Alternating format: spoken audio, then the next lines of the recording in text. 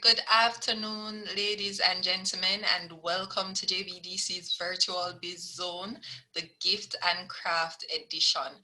Now, this particular Biz Zone series is in tandem with recognizing the National Craft Policy, which was recently launched, and it was developed in partnership with the JBDC, and aims to facilitate the streamlining of the Jamaica craft industry by facilitating improvements in quality, variety, value, sales, customer satisfaction, and profits.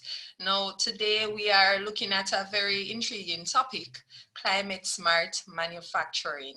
And we have a very special presenter with us today who will be delving into that topic a little bit more.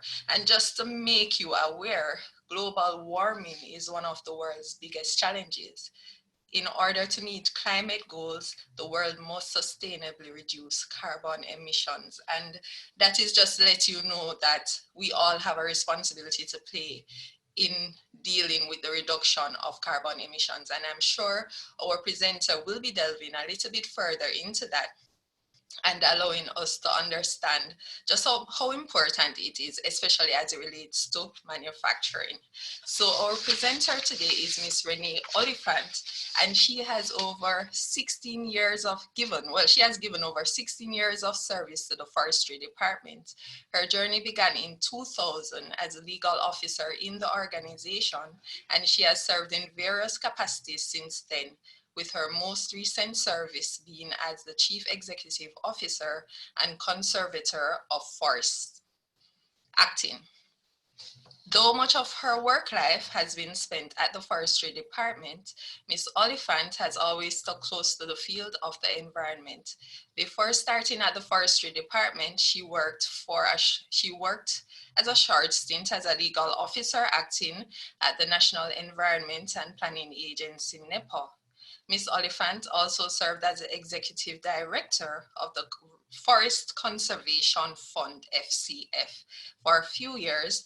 And then after that, she returned to the Forestry Department to lead a team of 47 persons as the head of the Legal and Enforcement Division, and also as Senior Legal Officer. So Ms. Oliphant is a graduate of the University of the West Indies, the UWI, and she has a Bachelor of Laws and a Certificate of Legal Education from the Norman Manley Law School. She also holds a Master of Business Administration in General Management, and most recently, as a Chevening Scholar, acquired a Master of Science in Climate Change and Environmental Policy from the University of Leeds. So she's very educated. She is very qualified to address the topic today. So a special welcome to you, Ms. Oliphant, and we look forward with bated breath to hear what you have to say today about climate smart manufacturing. So over to you. Thank you very much, and good afternoon to you and to all of your guests. I will just share my presentation. Okay, so I'm not sure if there are any gentlemen here, but ladies, I'm going to be speaking today on climate smart manufacturing. And as noted previously, I work at the Forestry Department, so there will always be components that relate to the Forestry Department that I will be referencing, even though they may not necessarily be clearly highlighted on the screen.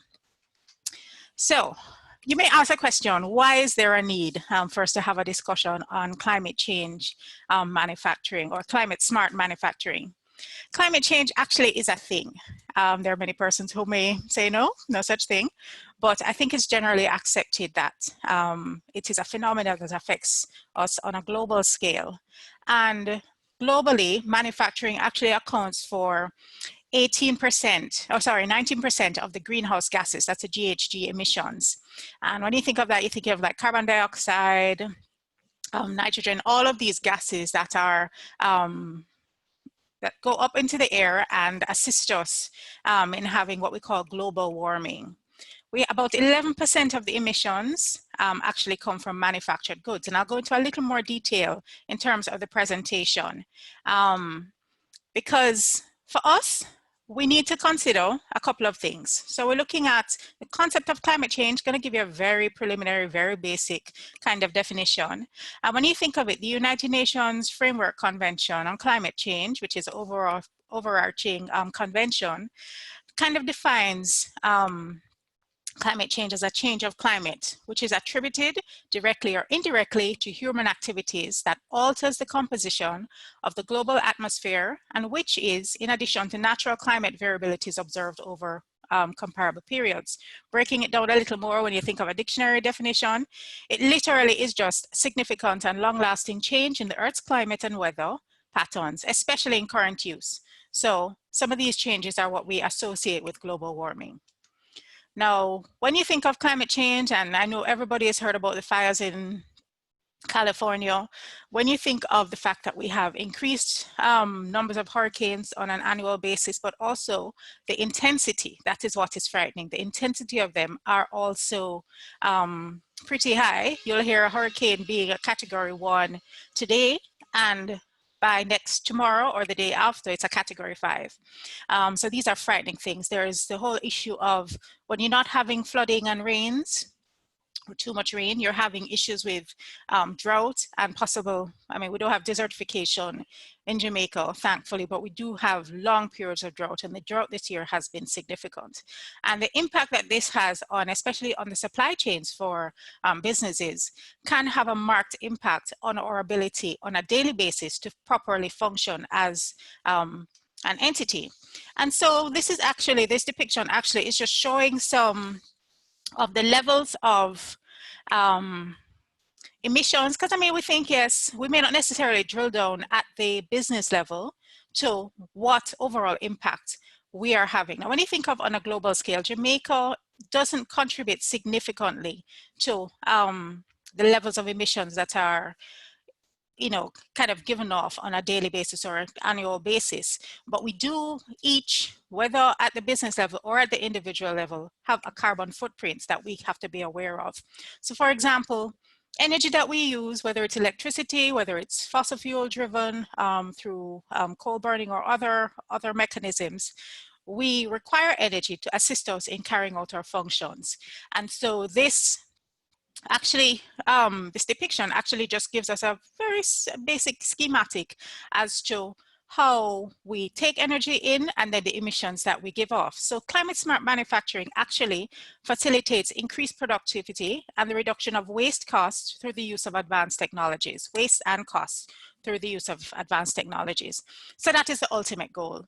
We recognize that we have to operate as a business, but we want to ensure that whatever we're doing is not negatively impacting the environment too much. You heard me mention the fact that Jamaica's role is actually quite insignificant, though it's significant, but in the grand scheme of things, it's insignificant in terms of the contributions that we make to greenhouse gas emissions on an annual basis. But we still have a role to play. And this is just kind of drilling down, looking at the various industries, because it was hard to find information that would be specific to craft. So looking at the IPCC information, which is the Intergovernmental Panel on Climate Change, they're looking at the industry as a whole. And so they have a general schematic that relates to the emissions that are provided by industry and manufacturing as a whole. So you won't see yourself reflected here, but this is just to kind of give you an idea. On an annual basis, between 1970 to 2010, you can see there's a constant increase of emissions which is taking place on an annual basis.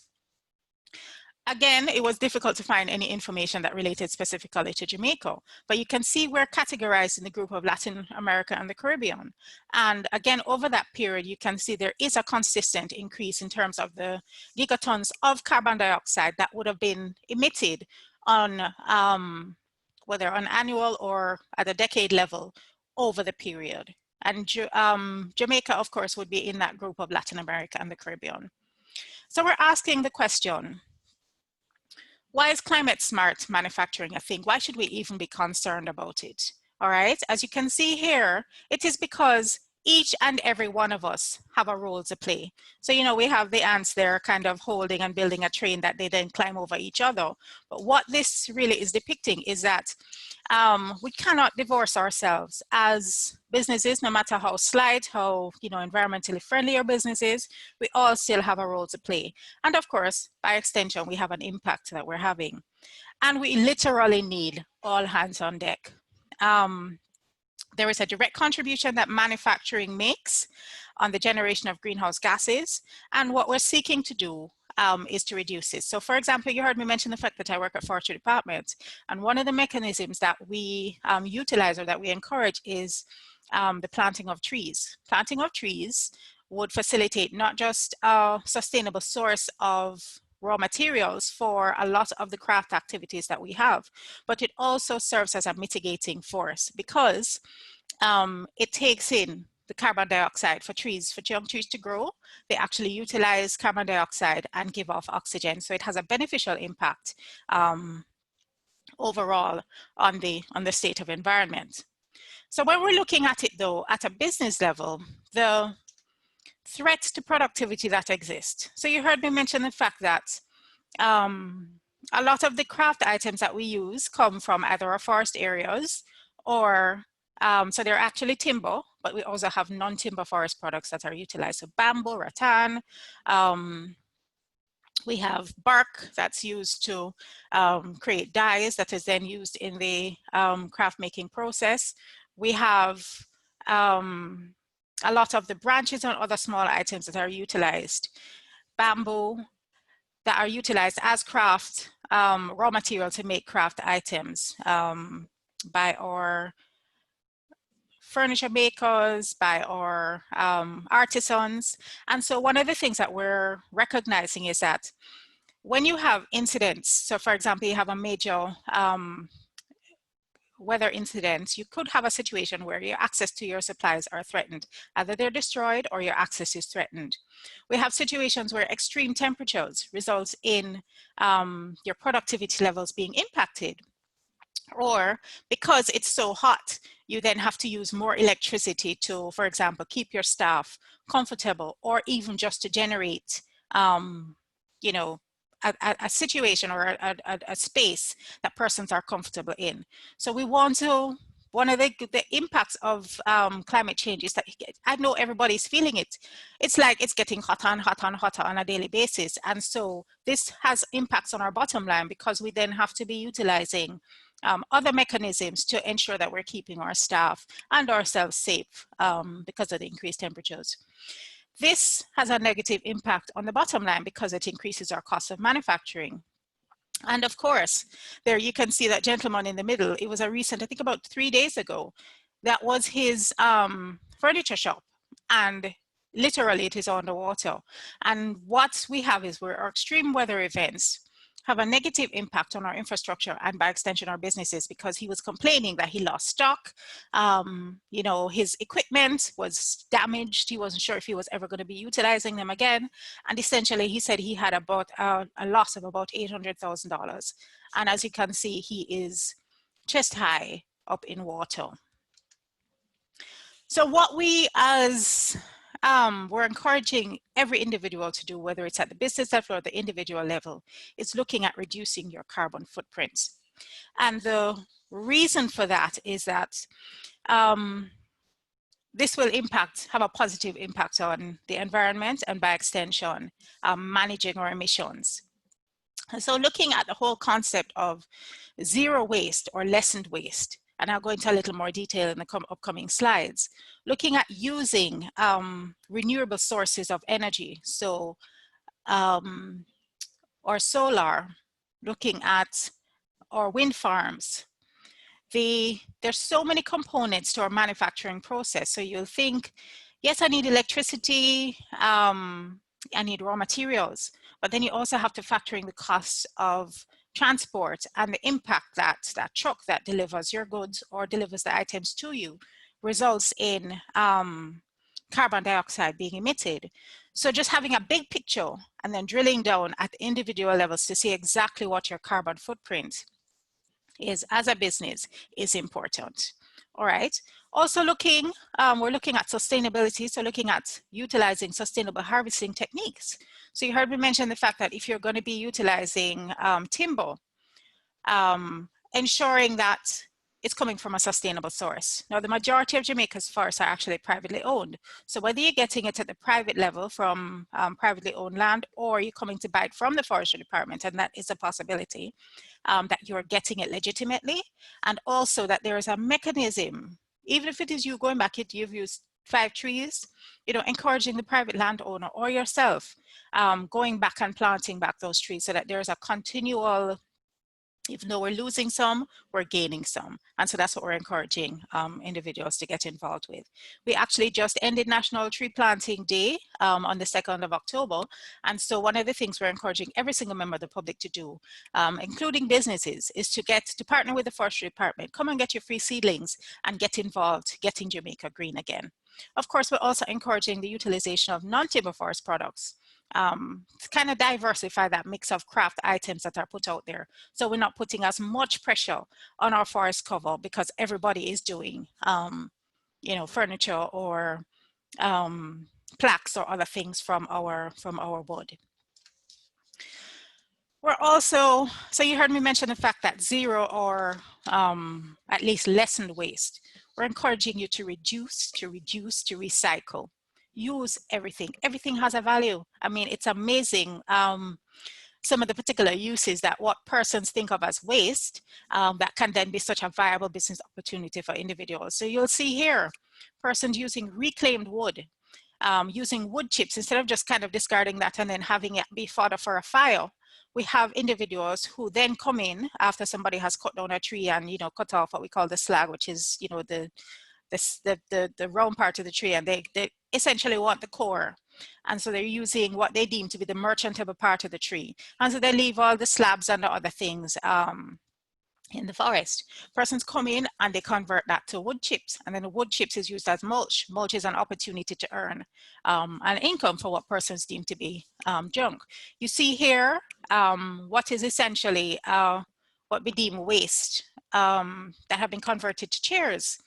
And I'm telling you, these are big ticket items in terms of the cost. I probably would, you know, we couldn't be able to afford these because it's an artisan who has used their creative juices and have come up with this, what otherwise would be deemed to be waste product, and they've created, they've reused, they've recycled, and they've converted it into a very usable product. You also have situations and persons, you know, they say in Jamaica, Tony hand make fashion, using the wood, the scrap metal, the scrap pieces of wood, and turning it into a wine holder and other things. It's a big business now.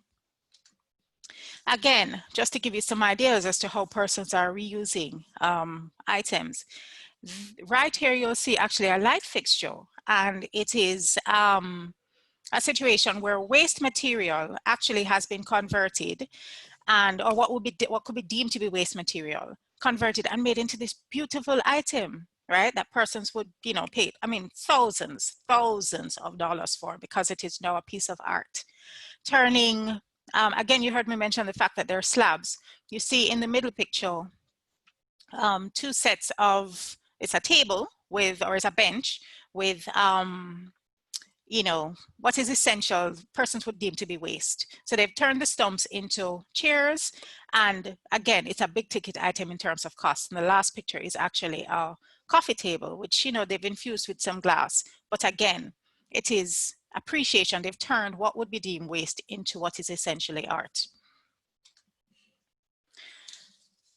All right, again, just some other items. So using everything that is components of a tree, and you'll see me here speaking specifically to timber and non-timber forest products, because that's what we do at Forestry Department. So pine cones, again, is another idea. These are place cards, place card holders, and essentially they've used a little piece of wood at the bottom and they've put the pine cone on it, and it's beautiful. We have an issue as forestry departments going into the forest. You'll see persons, you know, because they know a tree is going to be there for 40, 50, 60, 70 years. They want to imprint their mark on it. And so you'll see them put in the heart and say A loves D or A plus D. Again, an innovative individual For example, these could be utilized as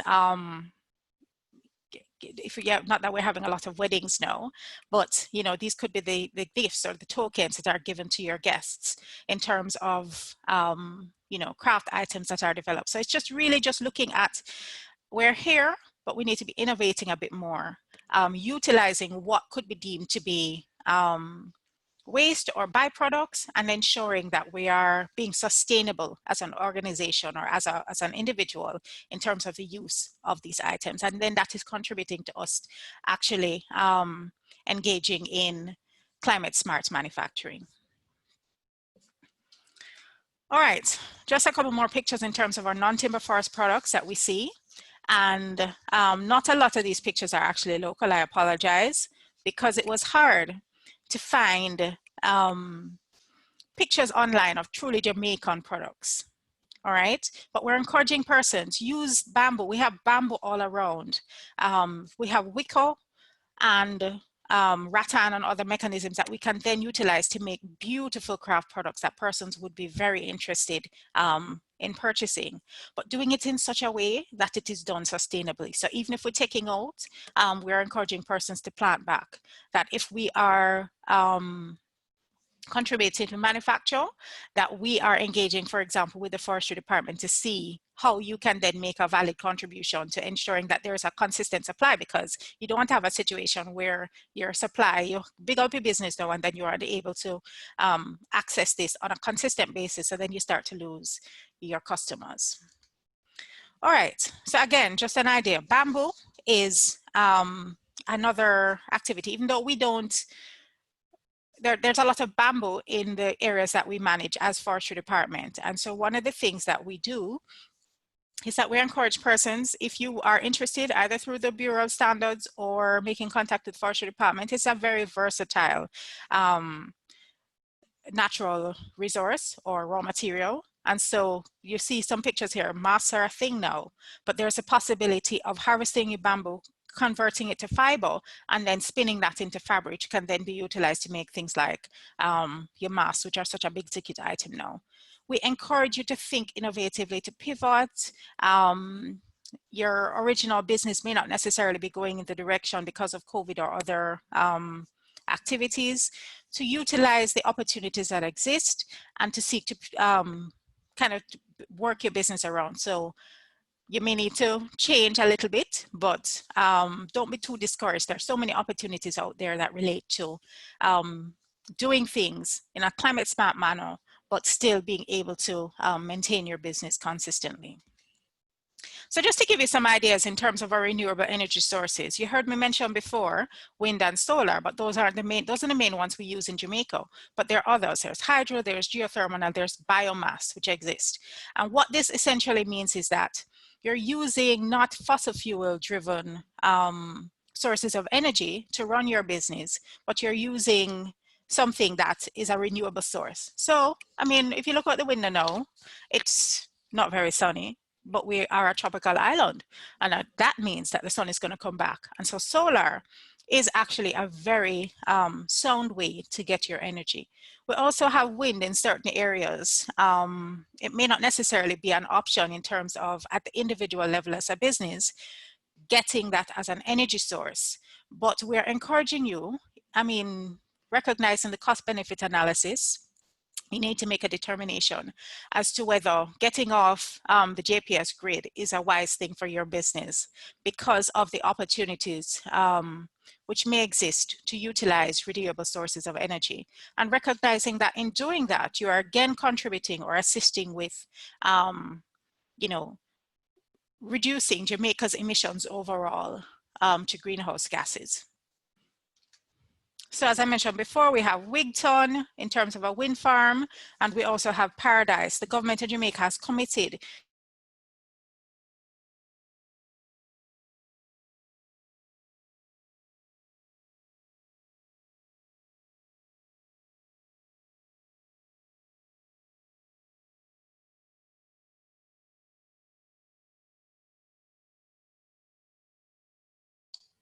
Okay, ladies and gentlemen, we may be experiencing a little technical difficulty. I'm sure Miss Oliphant will be back on shortly.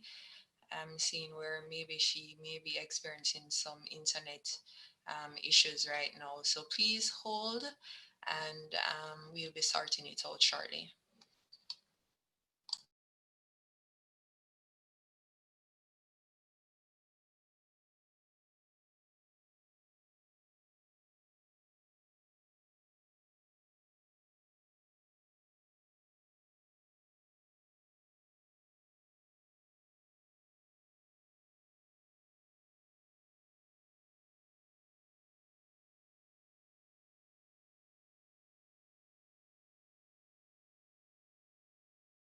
Apologize. I'm not quite sure what happened. I literally just got bumped. Okay. Yes. All right.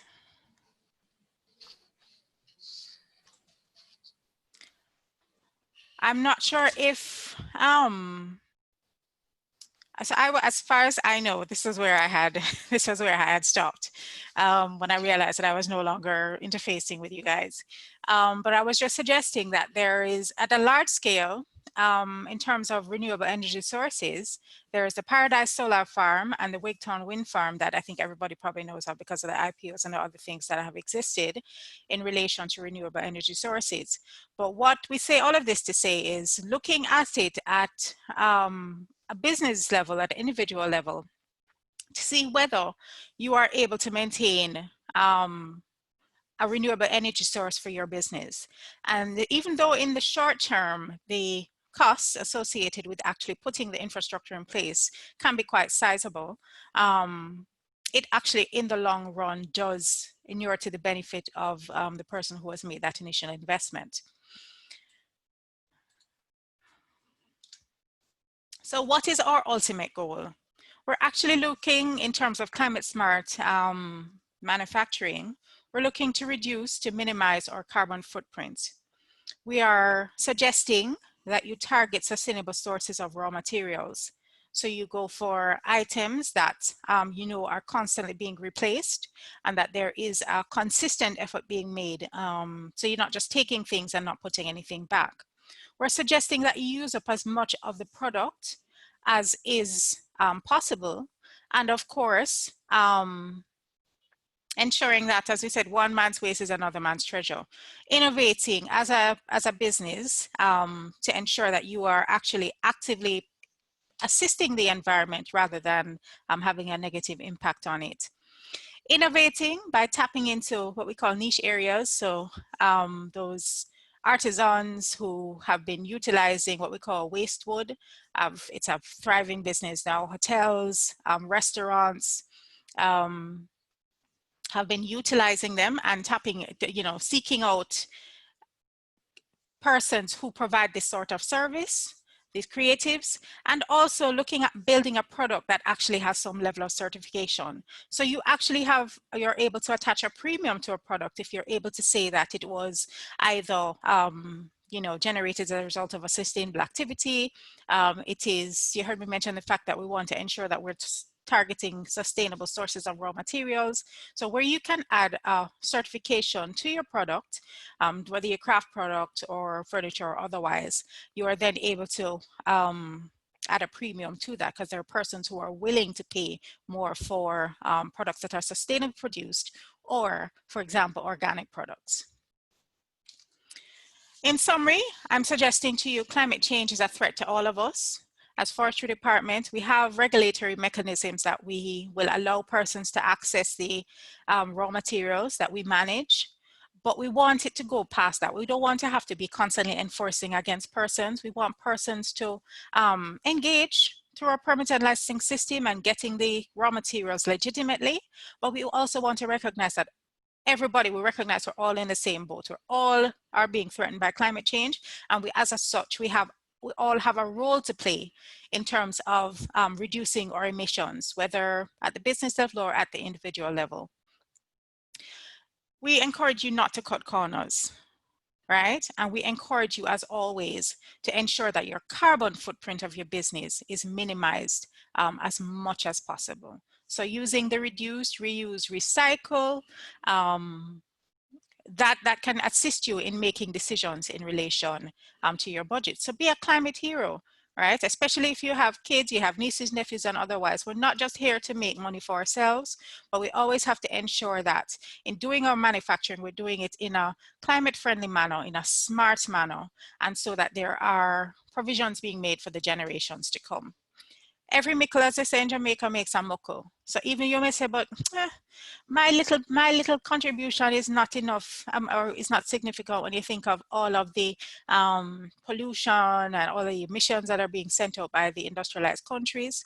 But I tell you, every single mickle makes a muckle. And so we encourage you to be involved, especially as a manufacturing entity, to assist Jamaica in reducing our emissions of greenhouse gases.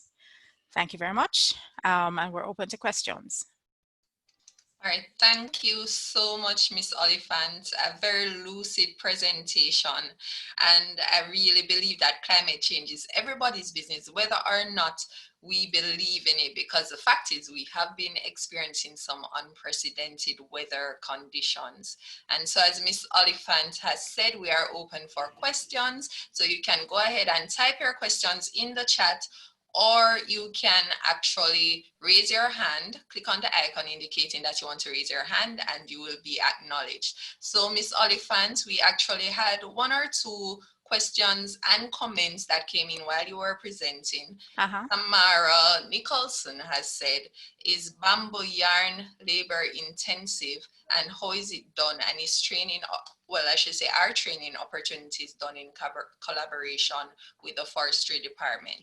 Okay, so we don't do, it was Tamara? Yes, Tamara. Yes, Tamara. Right. We don't actually do bamboo manufacture at Forestry Department, but the Bureau of Standards actually has a section which is looking at the utilization of bamboo.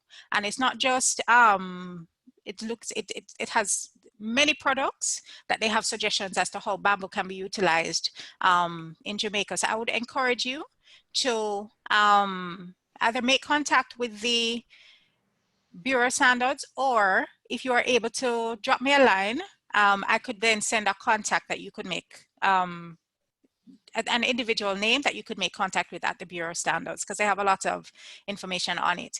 Why Forestry Department is interested in bamboo is that, as I said, we do find that we do have a pretty consistent supply of bamboo in the areas that we manage. And we actually have on our head office compound a building that, instead of using steel, actually has bamboo that is used as a reinforcer. So we have over time continue to express an interest in the utilization of this non-timber forest product. So even though we may not have the information ourselves, we can pass you on to other persons who do.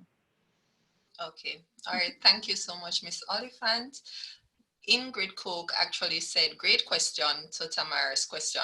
And she said, in keeping with what is and will be necessary for us as a country to be self-sustaining, making our own fabric is worth priority focus and initiatives. What is your view on that in terms of even making our own fabric? Oh, well, I encourage persons. So for example, you heard me mention the fact that I used to work at the Forest Conservation Fund.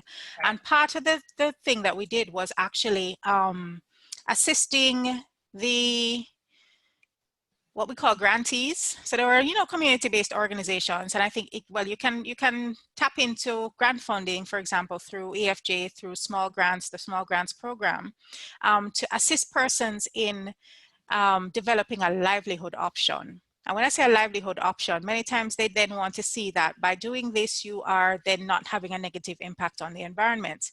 And so we encourage persons to utilize the resources that we have. We always say, of course, do it in a sustainable manner, but there are opportunities out there based on the natural resources that we have. We're not into depletion, but we're always encouraging persons to use them, but use them creatively, and of course doing it sustainably. So if you're going to be looking at going into developing fabric, you then would be looking at, well, I need this constant source of raw material, and so you then would have a component of your project would ensure that you will always consistently have a supply of your raw material. So I say run with it. We're very creative as Jamaicans, and I would always encourage persons, especially try, if it don't work, try again. There's lots of information online. Continually try, especially at a time that a lot of persons are home now. You see a lot of business popping up because persons literally are at home, and that fabric could be the next opportunity for you. I think it was Miss Coke who had asked that question. So don't Yes. give up. Do your research and see what opportunities lie out there. And there are opportunities, especially when it relates to protecting the environment and assisting persons in making a livelihood by not doing something that's going to harm the environment. Okay, thank you so much, Miss Oliphant. And just to remind our participants, if you have any questions, please go ahead and type them in the chat or click on the icon indicating that you want to raise your hand. But in the interim, Miss Oliphant, I really love that you brought out some really key words and for our local industry, especially the gift and craft industry, because it is a known fact that creativity and innovation is associated with our local entrepreneurs. And it is something that they are known for. And what I really love is that you highlighted the fact that regardless of what's happening with COVID, we should always strive to not let it limit us, but look to see what can happen in the realms of innovation, because there are always opportunities out there. Yeah, one door may close, but guess what? It may mean that you then can focus on another door that has opened. Definitely. Yeah. Okay, Tamara Nicholson is also asking, does the Forestry Department have refused timber that can be given at a reduced cost or free, and to be used to make these innovative products? Okay, so you heard me mention the fact that we have a permit and licensing system where we actually sell timber. What often happens is that the persons who come in to purchase, whether it's Caribbean pine, mahogany, what they do is they take what we call the merchantable core of the tree, and so they don't what they deem to be refuse is often left in the forest, and it then provides fodder and other things for fires, for pests. So we would encourage persons, if they are interested, if they could be utilizing these products, to actually come in, and it essentially has been paid for, so those would be free.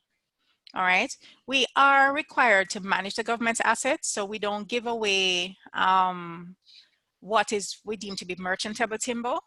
But there are situations, for example, where a tree may look wholesome on the outside. The person who has cut it recognizes that the core, there's an issue with the core, and so it's not in the pristine condition that they would need, for example, to make board. And so in those instances, that tree could then be sold for other purposes. So you saw the beautiful light fixture that was made out of what is essentially a hollowed out tree. You saw that, again, the core, you can look at the seats that were there. There was an incident that hollowed out the middle of that tree, and so, but that person didn't say, oh, that's rubbish. They turned it into valuable seating. So I say all of that to say that there are some components of it that might be free. There are components based on the quality of the item that could be at a reduced cost, and then there are full price timber that exists. The bamboo that you heard me mention, at this time we don't actually have rates that's affixed to our bamboo, and so in many instances what we're saying is actually we'd love for persons to come in and take out the bamboo so that we can plant on that land. And so establish our timber trees. So again, that's a means of collaboration. We've been speaking to the Bureau of Standards about that, because we essentially would be giving the bamboo away free, just so that we could get access to the land that the bamboo was on. Okay, thank you so much. I'm sure many persons are happy to hear about that part in terms of giving away the bamboo free. Okay, Winsome Miller is asking, are wood chips free at the Forestry Department? Wood chips are not free at the Forestry Department, but we do have a situation where you can turn that into a business. So you heard me mention the fact that persons leave the slab behind. And I tell you, the garden stores, persons know, when you think of wood chips, you think, oh, that's an American thing, but no, it's a business now in Jamaica. And so you could be put on to, if you wanted to turn that into a business opportunity, the the persons who have left those slabs behind, because essentially that's what wood chips are, the conversion of what is deemed to be the waste of the tree into these little chips that you then use as mulch in your yard. So it's not for your forestry department, but it is an opportunity. Well, who was the person who asked the question? I believe it was Winsome Miller. Winsome, yes, Winsome. It's an opportunity for you or somebody you may know to capitalize on that. I know, for example, when the JPS goes through and they do their cutting, when they're tending their lines, they travel with a wood chipper. A question maybe if you do want the items free is perhaps asking them what they do with that refuse or that byproduct of the chipping activity from the trees and the branches and the other things that they have cut to protect their lines. So that might be a free source of wood chips. And just a quick question, is it the actual wood chips that they utilize? Maybe chicken farmers can utilize wood chips? Sawdust, listen, sawdust is another byproduct Yes. of the conversion process. And when I say conversion, converting the standing tree into lumber, which is like the boards. And sawdust is a key component or a key part of the manufacturing process of chickens. And so persons are always also interested in getting sawdust as well. So you wouldn't convert a tree just to make sawdust because it wouldn't necessarily be economically feasible. But if you can get the slab for free, yes, you can convert that to sawdust as well. And what I'm seeing, Miss Oliphant, that's, you know, a recurring theme for me throughout your presentation is that there's so many byproducts that can come about just from trying to create one product. So Yep. even if as an entrepreneur you are embarking on doing wooden products, maybe, you know, to be a part of the gift and craft sector, which is our core focus here today, there's so many other areas that you yourself can tap into, or you can facilitate other entrepreneurs to embark on this part or different journeys through utilizing some of the waste or you know, whatever is left over from you dealing with or trying to produce your product. And I think that's very interesting. And yes, and I think the niche, listen, having a product that nobody else has, or you know, you have a product that persons are going after because it's not readily seen. I'll never forget, there was a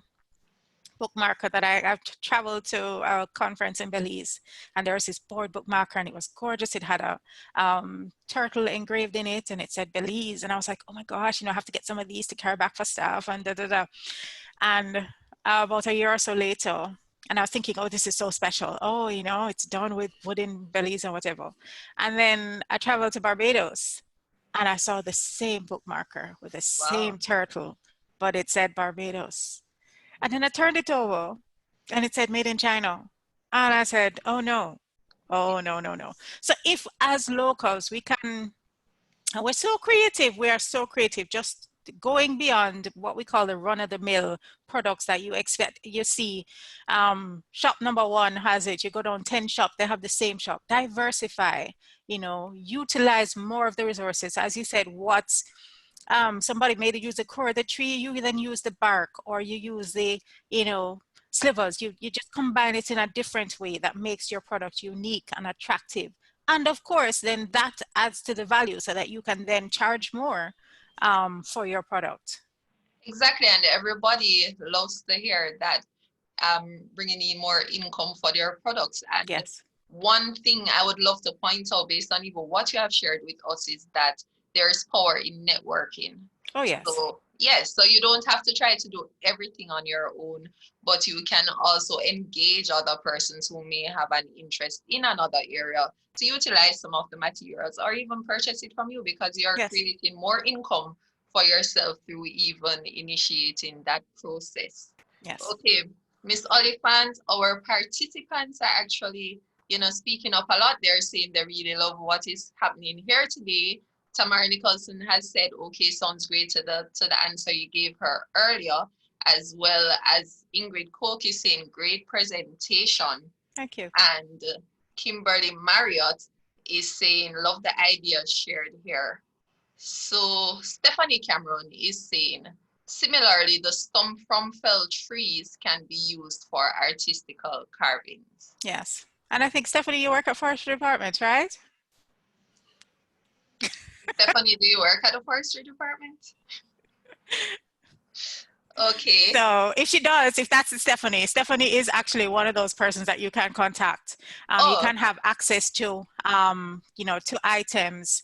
If it is the Stephanie I'm thinking of, yes, it is she's her. based She in the said yes. West, yes, Yes. and you guys can contact Stephanie through the zonal office at Monique if you want to be accessing items from the forest.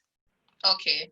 All right. And Vivette McFarlane is saying, well said, Miss Oliphant, stop the piracy and be innovative. And that Yes. is definitely something we want to encourage for the gift and craft sector, especially with our craft policy that was recently launched. We want to encourage persons to be innovative, get creative, and get your products out there because there is a lot of income to be earned from doing that. Okay. We have a question from Dana Lynn Swaby. She's saying, or him or her, I'm not sure, Dana Lynn. What if we're interested in using bamboo? What's the process to actually harvest the bamboo? Okay, so if it is bamboo that's on the land that's managed by the Forestry Department, you can make contact with us. As we said, we are interested in reforesting timber trees. And so I would suggest, Dana Lynn, that you just make contact with us. We have information as to bamboo sources across the island on the lands that we manage. So I'm not telling you about privately owned land. I'm speaking specifically about the lands that the Forestry Department manages. And then we can have a discussion as to, based on where you are, your location, how you would then be getting involved to actually do the removal. So those costs would be yours, but we will be facilitating access to the bamboo Okay. for whatever production or other things that you would want to have. All right. She actually further stated that she is interested in utilizing it to create accessories from fabric. Okay, so in terms of the actual production and the processes that would entail in relation to doing that sort of activity with bamboo, the recommendation is that there is a lot of information that's available at the Bureau of Standards that could assist you in developing your products. So I had suggested that we could probably get a contact. I could maybe give it to you, Daniel, and Sure. then for persons who are interested, they can make contact with the Bureau of Standards because they do have a lot of, they're part of a bureau, an international bureau that relates to the utilization of bamboo. So they would be able to give you much more information and possible assistance in relation. I think it's INBAR is the name of the association. So you'd Inbar? be INBAR. It's the Okay. international association, and you'll be able to get that information from the Bureau of Standards because they're the focal point for INBAR in Jamaica. Okay, all right. Thank you so much. I don't know if you want to go ahead as well, Miss Oliphant, and give out any of the contact information for the Forestry Department because I'm sure persons are really interested in getting additional information on some of the services or maybe materials that they can access from the Forestry Department. I don't know if you want to just. Okay, so our contact information in terms of a phone number, it's Right. 876-618-3205. You can call us, and then based on your query, we'll know who to you'll be diverted to an individual within the Forestry Department. We also have our website, which is www.forestry.gov.jm, that you also can use as a means of getting resource information. It also has all of our contact information, the locations of all of our offices. We have a head office in Kingston at 173 Constant Spring Road beside the tax office, but we also have offices across the island. So we have one at Catherine Hall at the RADA building. We have the location in Monique, which is right beside the JDF camp. We have an office in Foley in Portland, and we also have an office in Litchfield in Trelawney. So contact can be made depending on where you are with the individuals. I would suggest though you start out with calling us, and then we can direct you based on your query. Okay, that sounds excellent. And Ingrid Coke is saying that she would really appreciate the contact for the Bureau of Standards personnel so that she can get additional information on bamboo. Okay, so I'll send that to you, Daniel, and then if anything, you can disseminate to all of your interested members. Certainly, no problem with that, and we really appreciate that, Miss Oliphant. So I'm just going to put it out there one more time, just in case we have any additional questions or last minute questions or comments that you would want to make before Miss Oliphant leaves. Please go ahead and either type it in the chat or click on the icon indicating that you want to raise your hand, because I must say that personally, I've learned a lot based on even the presentation that you did today. I personally didn't know of all of the services and perhaps materials that could be accessed through the Forestry Department, or I know that they're responsible for our forests and, you know, keeping them safe and so forth, but there are so many components and so much information that can be garnered through that department, and you have certainly highlighted that for us here today. And in addition to recognizing the importance of us playing our role or our part, no matter how small it is, in trying to reduce emissions and ensuring that we try to make the place a better place. Yes. And Okay. it's not as difficult. It's really not as difficult as we may think. Sometimes it may cost a little. It may, you know, we might have to make some sacrifices. But just recognize, I think everybody is impacted by limited air quality or poor air quality when there's no water in our pipes. The extreme heats, the hurricanes, the other, I mean, we've been blessed as a country. We seem to be dodging them. I mean, hopefully the streak of luck or the prayers that are going up for us continue. But we recognize that the impact of climate change on a small island developing state can be, like Jamaica, can be devastating. And so if we can, through our little muckle or our little mickle, build up eventually to a muckle, I encourage absolutely everybody to do it. And as you said before, every mickle makes a muckle. Yes. And I am not sure if we have been, well, let me not be ungrateful. We have escaped the brunt of some of these. It could have been so much worse. Yes, it could be so much worse. Yes. But we have been experiencing some serious weather conditions, especially over the last couple of days with the rainfall, which we're grateful for because, you know, we have experienced the drought. But of course, with the flooding and so forth, it's, you know, it has been a little much. But that is why you brought up a serious point before, Ms. Oliphant. It's important that in utilizing some of these trees, or whether it be bamboo or anything else, that we replant. Yes. And yes, that is definitely a way of trying to mitigate against some of the challenges that can be associated with these extreme weather patterns. Yes, and a lot of the trees that we get, the seedlings that we give away, the timber especially, are free. The ornamental, some of them have a cost, but the majority of the timber seedlings are free. So we're encouraging absolutely every single Jamaican, come and plant a tree for us. Plant it for your children to come, the persons who have gone behind us. I didn't want to say because it's such a, you know, depressing point to end on. But, you know, just in commemoration of our observation of our remembrance of somebody who may have passed, to plant a tree, and of course for the generations to come. Well, and I mean, it may not necessarily even be that sad, Miss Oliphant, because when you think about it, it can be a bit therapeutic just knowing that tree is there in remembrance. You can just go there, you can stand under it, you can feel a little bit. Hug the tree. Yes. You know, there is some sign there, and especially the tree is alive, you know, so it helps you to feel a little bit better. So, all right, Ingrid Coke has said, great session. You know, she's really grateful for the session, and I really want to thank you, Miss Oliphant, for the presentation. It was extremely good for me, and as I said, I learned a lot, and I'm sure everybody else agrees with me. Okay, Kip Daniel is saying through bamboo. Oh, though bamboo is an invasive, it is an excellent barrier to landslips. Just a thought. Great presentation. Thank you. Again, hi, Kip. Okay, so I don't know if you want to just go ahead and share your contact information again, just in case anybody missed it. Okay. And, then we can perhaps go ahead and wrap up.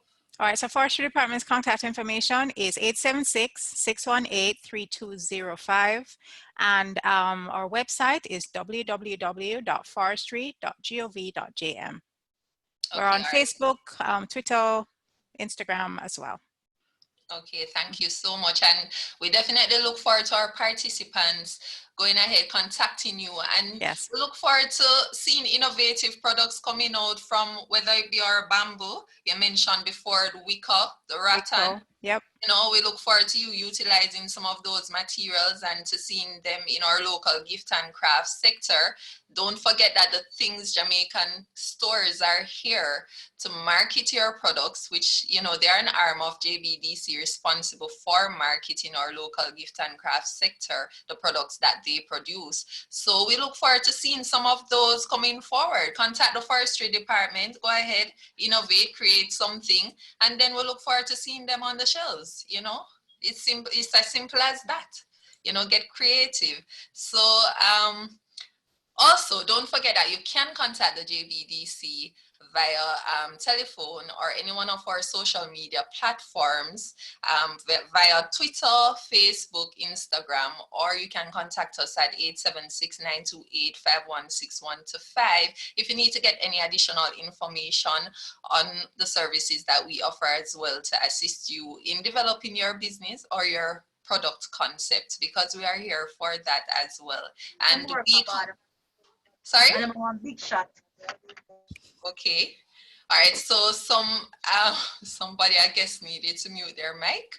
However, you know, we are here definitely to assist you. And as you can see, we collaborate across departments because we are collaborating with the Forestry Department today. And that is what we encourage you to do as well, as we try to push for the growth of our local gift and craft sector. Don't forget as well that this webinar will be accessible on our YouTube page, JBDC Jamaica.